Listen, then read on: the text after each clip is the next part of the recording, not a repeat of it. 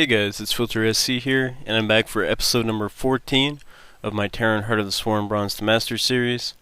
In this particular episode, we're going to talk a little bit about scouting and a lot about map control.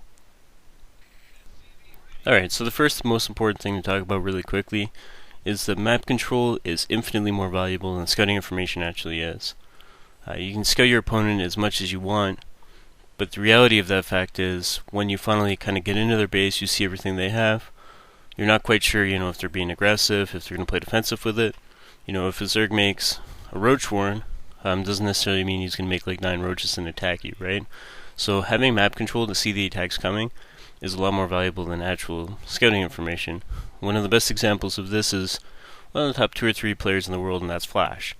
Flash doesn't even scout a Protoss main base. Now for everybody who's sitting here going, oh god, I get into a Protoss, I'm not sure what to look for. They can do all this crazy stuff. I keep dying to Proxy Oracle, I keep dying to Immortal Bus, all this kind of stuff happens. And you're not quite sure what's going on.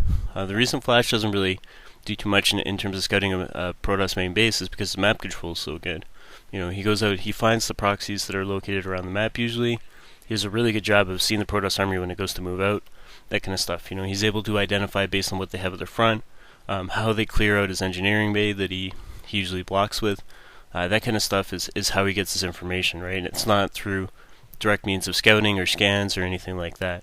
And in a lot of cases, scouting and scanning a Protoss base is quite often just a futile experience because they can hide their tech in their main base, or, if they're doing like a blink stalker all-in, the most common way to do that is to actually proxy or blink tech. You just put it somewhere completely random on the map where it's very hard for a Terran player to find, and you have to identify based on the units they're making, more so than just what you kind of see around the map, right? And this gets a little bit more confusing when you start looking at the fact that some Protoss players, maybe they're Gold League or they're Platinum League, maybe they're not very good.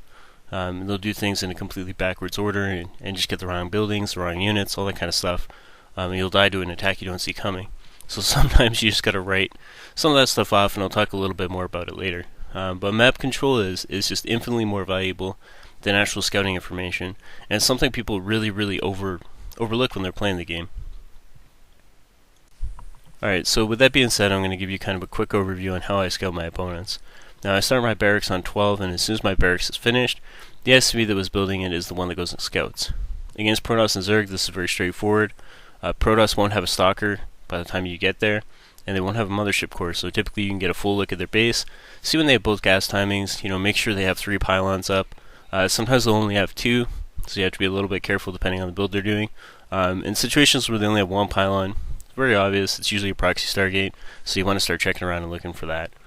Now, that being said, when I'm playing against Zerg, all I want to do is check for their gas timings, and if they've already got gas, when my SCV gets there and they're already almost mined through it, they're going to be aggressive because it's a very early gas timing if they are doing something like that, so you want to be a little bit careful. But you're not going to get too much information with your initial scouting SCV. The main purpose of that is just to poke in. Against Zerg, you want to kind of check for third base, and against Protoss, you want to confirm they expand with that SCV, right? Or you can use your Reaper that you can follow up with. There's lots of ways to do it. Now, against Terran, it's a little bit more complicated. When I'm playing against a Terran player, I usually scout after I take my gas on 15. This is way before my barracks is finished. It's before their barracks is finished. And what I do, because I start with a Marine now, I don't open Reaper against Terran. It's a really simple check. I just go up to their base, I have my SCV wait next to the barracks. When my Marine's finished, I'll wait 5 or 6 more seconds.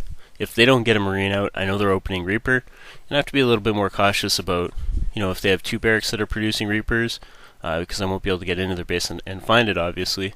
Or if they're just going to open with a couple Reapers. It lets me kind of defend a little bit better. It gives me a really good idea of what they're doing. Now, sometimes the Terran player will open with a Marine, and then go into a Reaper.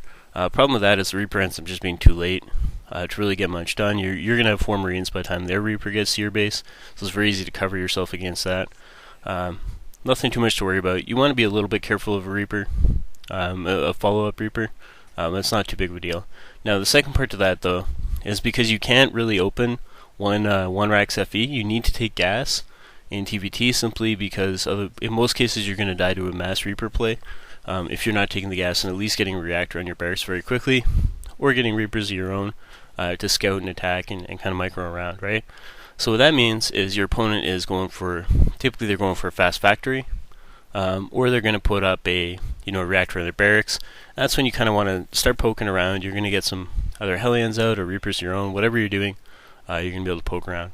But it's really important if your opponent is opening with a Marine, which you're going to see before your SCV pulls back, or if they're opening with a Reaper, right? If they're opening with a Reaper, you just play defensively. You can get your own tech ahead. You should be ahead if they open Reaper. Now, if they open with a Marine, you're not quite sure what they're doing. That's when it becomes really important to throw a scan in your Terran opponent's base, and you kind of get a direct view of everything they're doing. If you see 2 reactors, that's usually an indication of a Hellbat drop, especially if you see a couple Hellions, that kind of stuff.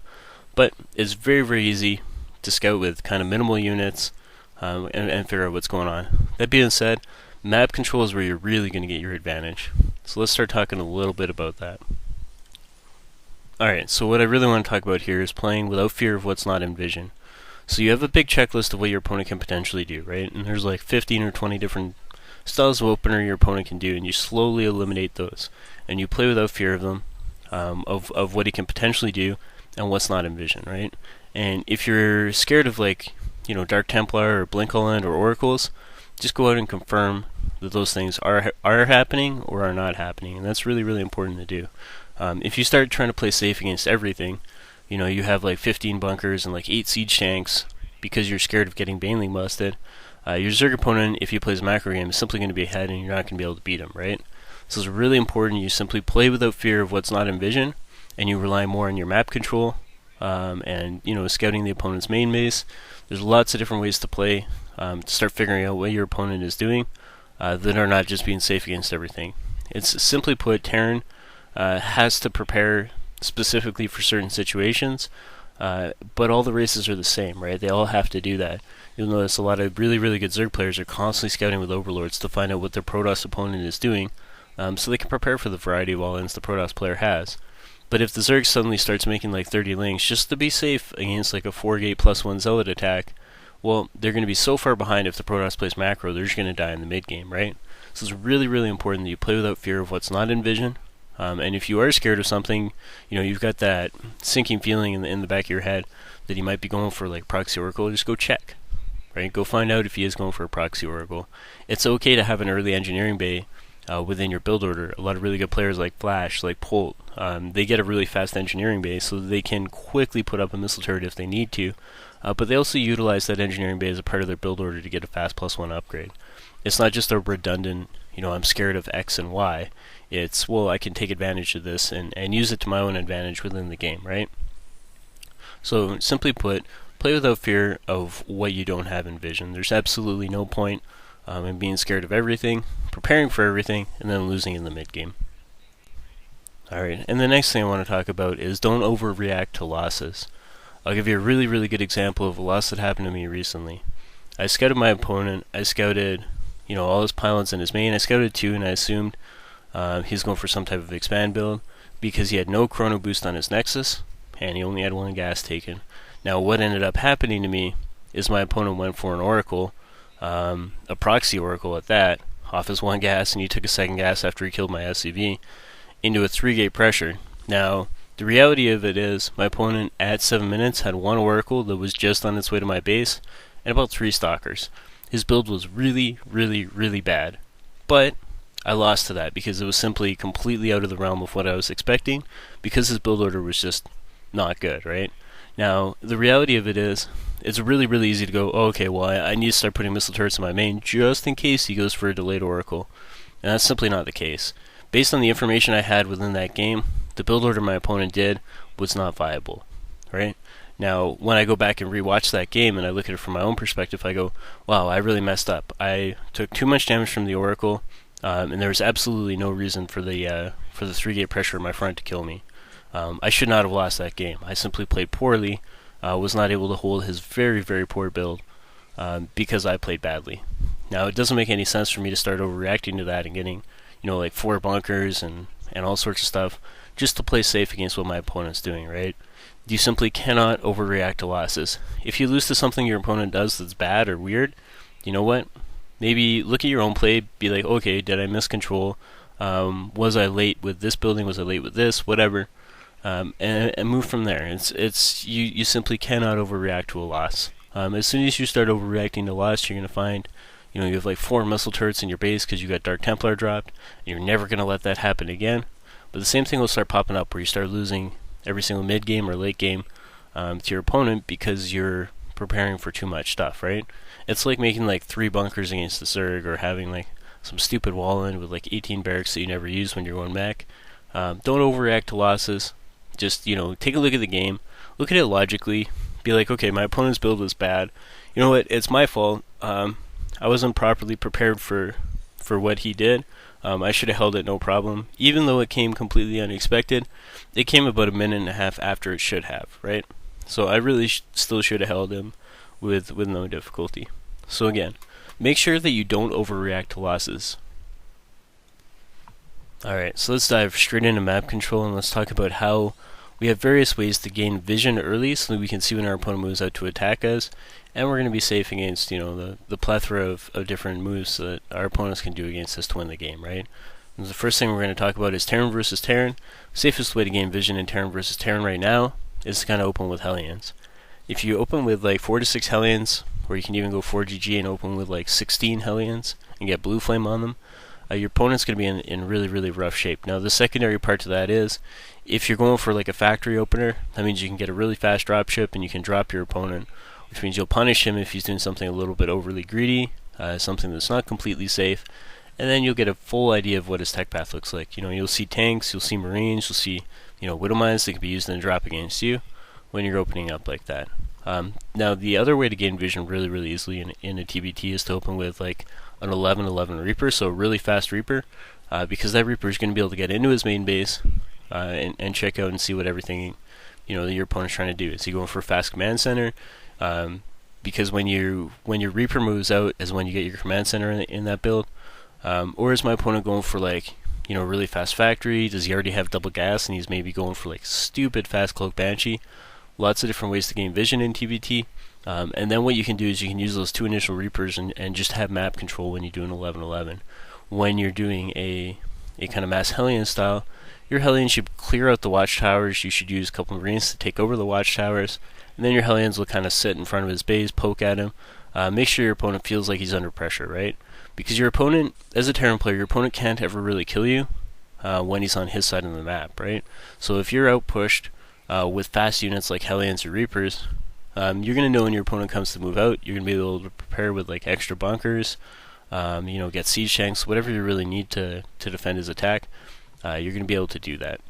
Now, the other thing about TBT is a lot of really fast drops. That means your initial start port, you typically just get a medevac and get a really fast Viking off that. If you get the fast Viking, you're going to be able to shut down the vast majority of drop play really, really easily by simply killing the medevac.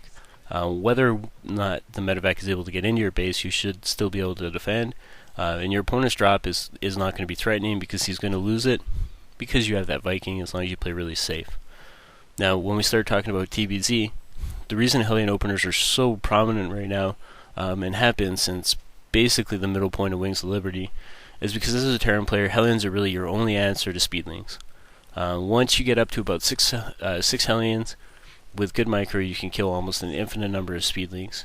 Now, if your control is not quite up to par and you're like a Gold League Terran, just take your 6 Hellions, just throw him in front of his base, check for his third base, because if he's getting a fast third, he's probably not going to be aggressive, although there are different ways to be aggressive, like +1/+1 Roach Bane all in, or even just like, you take the base, you don't send any drones over there, and you're going to see your opponent has, if he makes anything more than about 4 roaches, he's probably going to be aggressive, because after that kind of initial 4 roach to push away your Hellions, if he makes like, 10 or 12, that's the point where those roaches are essentially crippling his tech, and he needs to be aggressive with them. So in that situation, you're going to be able to add extra bunkers at home, start getting marauders off your barracks. You can get siege tanks out of your factory. There's lots of different ways to be safe, but you just use those initial Hellions to kill off Zerglings, and have map control on your opponent's side of the base, right? You're going to know if he's going to be aggressive just based on the number of units he has, and if he's going for like roaches or whatever it is. But it's really important you don't just like suicide your Hellions into his base to try to kill drones, because you need the map vision. The map vision is infinitely more important than anything else. The other thing you can do with your Hellions is you can just clear out the watchtowers But typically, when you have those Hellions, you don't take the watchtowers. You use the Hellions to be very, very far forward. So it's quite simple to gain map vision in TBZ. That's why Hellion openers are so important. That's why Terran is so good against Zerg right now, because Terran can simply control map vision from a very early point of view in the game.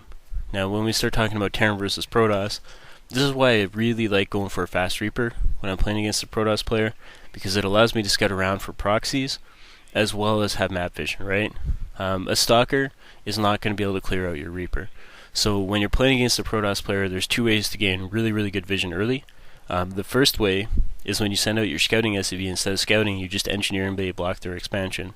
If you're not familiar with engineering bay blocking, essentially what you do is you build an engineering bay at your opponent's natural so that he cannot expand. Now this does a couple of things. Number one, you don't finish the engineering bay so that you can cancel it and get all your money back. The other thing is engineering bays have pretty much the highest health for build time in the game, at least for a Terran player. So it lets you just kind of throw down your engineering bay, and you sit and you wait, and what happens is your opponent has to clear that if he wants to expand, right? Now if he's doing something really, really aggressive, you're going to see that Zealot come out, and you're going to see that Stalker come out, and then we're going to march right past your engineering bay. That's when you're going to, add more than just the initial bunker that you want. Now the second thing it does for your opponent is he has to kill that engineering bay if he wants to expand. So if your opponent was planning on being aggressive with his initial Zealot Stalker, or even just like maybe he's skipping and he's going, for 2 Stalkers and a Mothership Core, he has to kill that engineering bay before he can move out. That gives you plenty of time to get, your own command center up, your own engineering bay up at home, another barracks, and then get a very late bunker, because your opponent has to kill that off. It's a really, really good way of checking out to see what your Protoss opponent is doing. Delaying his expansion is nice, but it gives you really, really good vision of what your opponent is doing early on in the game in terms of its unit composition. So I highly recommend doing the fast engineering bay block. It's really, really effective, and it will make a few Protoss players mad, but at the same time, it's a really good way to figure out exactly what their unit composition looks like early in the game, as well as take pressure off you to build that super fast bunker that's kind of been required of Terran versus Protoss lately, because they have to clear it before they can come to your side of the map, or if they just walk past it, they're doing a one-base play, and you can just add lots of extra bunkers yourself. If they just walk past it with like 3 Stalkers, probably going to be a blink all in, right? So you can prepare properly for that. If they walk past it and there's a couple of Zealots and a Stalker, you're going to need extra bunkers, but you can feel pretty safe because they're not really going to expand behind that. So really, really good way to gain vision in Terran versus Protoss. Now, the engineering bay block is just part one. The second part is having the Reaper, and the purpose of having the Reaper behind that is you can check all around the map for proxy locations and that kind of stuff, and it lets you have really good map vision against a Protoss player. Really, really simple, straightforward way to kind of take control of the game as a Terran player in a matchup that traditionally you've basically had to play almost completely blind if you don't do kind of simple tricks like this. Alright, so I have 2 more quick tips for everybody to make sure you have the vision that you need to be successful as a Terran player. Now the first one is control the watchtowers. There's almost no situation where controlling watchtowers is a bad thing, right? So even on maps like Derelict Watchtower, where the watchtowers are way off to the side of the map, that'll keep you, of any kind of flanks or, drop plane to TBT. And if you're controlling the watchtowers there, you can drop your opponent much easier, right? So it's really important to always control the watchtowers. Fight for them. Don't let your opponent ever have the watchtowers. Chances are, even if the opponent's Zerg or somebody that can really easily take the watchtowers back from you, what you want to do is just always fight for them. In a lot of cases, even at Masters level, your opponents are simply just going to give up on having control of the watchtowers because you want it more. And whatever units you're losing, it's not going to be that big of a deal if you have control of the watchtowers, because you're going to see your opponent coming towards you, right? It's much, much more important to control the watchtowers than even, scouting your opponent's base properly. Now, the second thing is, whenever you possibly can, be forward with your army. So this means against a Protoss player, once you get stim and you get medevacs, you're forward. You're basically in front of their base at almost all times with your army. You're reinforcing it in groups, so you have units at home to defend if like a drop or something comes. And when your army's pushed forward, even in a Terran versus Terran, the one exception is if you're playing mech, but if you're playing mech, you have, Hellions that are forward on the map all the time. So what this allows you to do is you can play a little bit greedier. You can take your third base basically right on your third if your army is possible. If your army is very, very far forward, it's always very threatening to your opponent. And what ends up happening is if your opponent makes a mistake, or tries to engage you poorly, or you spot an opportunity to kill them, if your army is very far forward, it's going to allow you to take a good fight. Now, the second thing is when your opponent comes to attack you, if your army is already very far forward, it's very easy to just retreat, right? The units that can track down a Terran army that are fast enough can't kill a Terran army, right? Things like, Zerglings. If you're very far forward with your army, like a lot of Lings aren't going to kill you. It's not a big deal, right? You pull back with your bow, you kite them, you mow them down before they get the surround. For a very simple, worst case scenario, you simply pick up and leave, right? It's pretty straightforward. Same thing against the Protoss player. The only units Protoss really has early on that are capable of getting aggressive on an army that is positioned forward that has stim are Stalkers. Stalkers don't beat anything bio, right? It's not a big deal. They're big power units like Colossus, like High Templar. Those are not fast units, so it's very simple for you to just retreat if you need to, and then prepare for their attack properly. Whether you need extra bunkers, whether you just need to regroup with your army. Even though Terran has a very hard time reinforcing, their army is very good at being mobile and forward, right? So it's a way to kind of take away the advantage of, if a Protoss player, for example, is able to warp in like right outside your base, they suddenly have a huge advantage over you. But if a Protoss player has to kind of warp in as they cross the map, you take away that advantage of warp gate tech. So it's really important that you're extremely far forward with your army, basically at all times, and you get used to controlling it and watching it, making sure it doesn't get engaged on when you're not looking, that kind of stuff. Keep your army forward, you're going to find your win rate is going to skyrocket compared to keeping your army back at your base, having those two Colossus show up for the two Colossus all in, while you're still making medevacs because you weren't forward on the map and you didn't see them coming. Really, really simple stuff. Now, there's another couple of tips that we'll drop here for you. The other thing is, if you're scared of something, look for the indicators, right? If you're really, really scared of Dark Templar, like I am, and they seem to kill you all the time, like I do, what you want to look for when you're doing that engineering bay block, what you want to look for when you're scouting your opponents, so like you're poking at them with either your Reaper or you're throwing an SCV to see what their army looks like, or even you're scanning their army. If you just see Stalkers, typically that's indicative of either Dark Templar or kind of a blink play. The reason Protoss players use Stalkers if they're going for like Dark Templar within their base is because when they're using Stalkers instead of Sentries and Zealots, they're able to get their tech up just a little bit faster, and they can deny scouting really, really easy. However, if they have 2 or 3 Stalkers, guess what? They're probably going Dark Templar, so you can just throw up a missile turret at your base and be a little bit more safe than you otherwise normally would. Really good examples of this are, the fast Dark Templar opener. So you open with Dark Templar at home, and you send them out to attack. That build is not really Zealot Sentry open. You use Stalkers in that build to kind of do your initial defense and deny scouting. The other one is the Tails DT drop. The first unit you get out of that, you get your Mothership Core and you get a Stalker. It's not a Zealot Sentry opener, right? So it's very, very easy to kind of identify like that style of play. And just look for indicators in what your opponent's army composition looks like. Look if they're going to be aggressive. If they're going Colossus, you're probably going to see more Stalkers, right? If they're going Charge Light Archon, you're going to see a lot of Zealots and basically nothing else but a couple of Sentries sprinkled in there. It's very easy to look for indicators in your opponent's army composition without directly seeing their tech. You can even use things like, do they have +1/+1 on their Zerglings? If they do that, then you're not going to see Roach Hydra, right? It's a very simple, straightforward way to kind of look for what your opponent might be doing. Right now, the second part is using early drops to identify your opponent's tech path. If you're dropping a Protoss player fairly often and you're saving your drops, you're going to see what they're doing. Simply because you're going into the main base, you're killing pawns, you're killing a few probes, and they're going to have to reveal their tech. They can't hide their Colossus if they're trying to defend drop play, right? So it's really important that you use your early drops to identify what your opponent's tech path is going to be. For instance, if you're dropping a Zerg and you see a lot of Roach Hydra, hey, guess what? They're going Roach Hydra. It's very simple and straightforward. If you see a lot of Zerglings and Banelings in a lair, chances are they're going Mutalisks, right? So you can kind of prepare for that. So that's what you use your early drops to identify your opponent's tech path. Same thing against Terran. When you're dropping them, you're going to see things like the armory. You're going to see, 2 factories indicating that they're going mech. Very, very simple and straightforward to use your early drops to identify what your opponent's tech path is going to be. It's one of the most underrated aspects of playing Terran, and one of the most underrated aspects of drop play in general, actually. Anyway, guys, This is my episode on scouting and map control. I know I didn't talk specifically about, how a Protoss player, exactly what their base looks like at all times. And the reason I didn't do that is because, number one, a lot of players on ladder, unless they're like playing, in Korea or like their GM or something, their build orders are not that tight. You can't simply go, well, if they do X and Y, that means they're doing Z. It doesn't work like that. There's a lot of different situations where your opponent is either bad, doing something incorrectly, or maybe you're doing, the same thing and you're throwing your own opponents off. So it's very important to remember that scouting for very specific things is very hard, unless you're at the GM level already.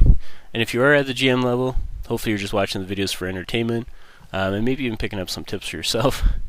That being said, that's pretty much everything I have for you. Hopefully you enjoyed this video. Again, if you have any questions, comments, that kind of stuff, throw them in the comment section below. You can always send me a private message over on Twitch if you're going to watch my stream. My stream is twitch.tv/filtersc, and I will see you guys next time.